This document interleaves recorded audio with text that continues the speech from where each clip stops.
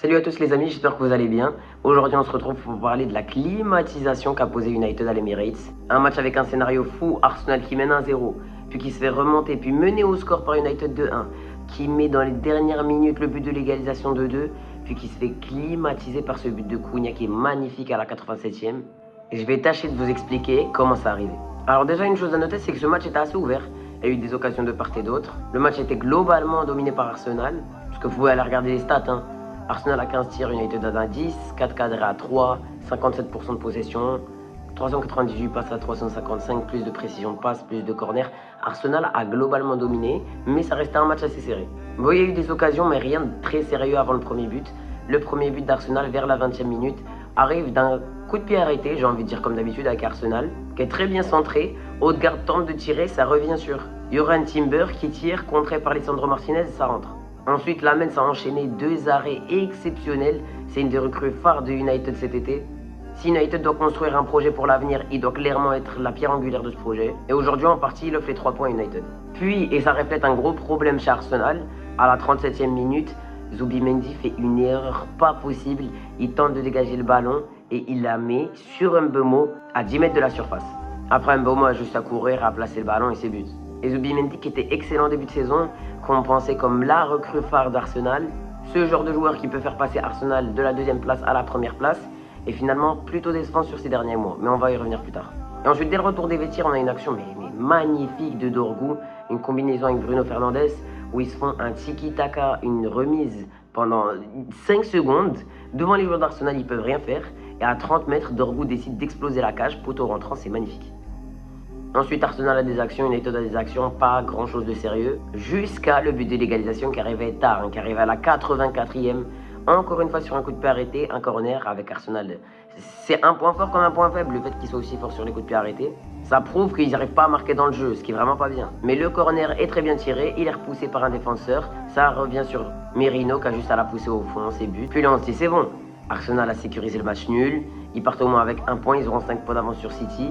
Et c'était sans compter cette action de Cunha qui fait un rush solitaire et qui va mettre un pur délice, petit filet à 35 mètres. Mais qui es-tu en fait? Et qui va venir célébrer devant tous les supporters, climatiser le stade et qui va récupérer son trophée de man of the match. Bon, déjà, le constat est clair, il y a un problème d'attaquant à Arsenal. Quand aucun de tes attaquants et plus généralement aucun de tes joueurs ne dépasse les 10 buts à la mi-saison, il y a un problème. Et le problème, c'est quoi? C'est que Madueke, ça fait plus de 20 matchs qu'il a plus marqué en Première Ligue, que Martinelli, ça fait plus de 11 matchs qu'il a plus marqué en Première Ligue, que Trossard n'a mis que 3 buts en Première Ligue cette saison, que Havertz et Gabriel Jesus sont tout le temps blessés, que Gyökeres n'a clairement pas le rendement attendu et que Bukayo Saka n'a mis que 7 buts. On dit souvent l'attaque te fait gagner des matchs et la défense te fait gagner des titres. En Première Ligue, c'est l'attaque qui te fait gagner des titres. En Première Ligue, sur les 20 dernières années, il n'y a eu que 3 fois où le champion n'a pas été la meilleure attaque du championnat. C'était le Man United de la grande époque en 2008-2009, Leicester en 2015-2016 et le City de Guardiola en 2020-2021. Quand je vois les standards pour être la meilleure attaque du championnat, il faut avoir à peu près 85 buts. Et vu comment est parti Arsenal, ils les atteindront pas. Ils atteindront peut-être 73, 74, mais pas 85. Et je pense que le retour de Gabriel Jesus va faire du bien. On l'a vu sur ces derniers matchs, mais pas assez. Et à la mi-saison, il y a aussi un constat à faire. Les recrues sont mauvaises. Eze, Madueke ou même encore une Capier, c'est été des bonnes recrues. Mais Gyökeres, c'est compliqué. Hein. J'en attendais énormément. À la mi-saison, le constat, c'est 9 buts. 2 de ces 9 buts ont été marqués dans une victoire 4-0 contre Atlético. Une partie de ces buts ont été marqués en coupe contre des équipes inférieures. On l'a acheté à 60 millions, je le rappelle. Hein. C'était dans l'objectif d'avoir un vrai neuf qui peut concurrencer Haaland dans le classement des meilleurs buteurs et surtout qui peut nous apporter ses 15-20 buts par saison. On peut arrêter de dépanner avec Merino ou Havertz et on gagnait la Première Ligue avec ses 85 buts justement. Zubimendi faisait vraiment un début de saison exceptionnel. On s'attendait limite à ce que ce soit un des meilleurs milieux de terrain de Première Ligue. Mais là, depuis quelques mois, c'est compliqué. Hein. Depuis novembre, Zubimendi, ça commence vraiment à être compliqué. Et quelque chose par contre de plus visible, faut pas être un génie pour le savoir. Arsenal est en perte de souffle ces derniers temps. Ils enchaînent pas mal de mauvais résultats. Nul contre Nottingham Forest, défaite à United. Il y a une perte de souffle et heureusement que City perd aussi beaucoup de points parce que sinon on serait déjà repassé deuxième. Bon, maintenant assez parlé d'Arsenal, on va parler d'United. Le United de Carrick m'effraie. Carrick serait venu dès le début de saison, United serait premier du championnat. Et s'il serait en Champions League, il serait dans les favoris pour aller chercher la compétition. Vraiment, le niveau qu'United a depuis l'arrivée de Carrick, ça me choque, ça m'impressionne. Tomber City et Arsenal dans un laps de temps si court et tous les deux avec la manière, c'est impressionnant. Pourquoi je dis ça? Parce que ce United-là a une base de joueurs exceptionnelle. Un Bruno Fernandes qui est toujours au top.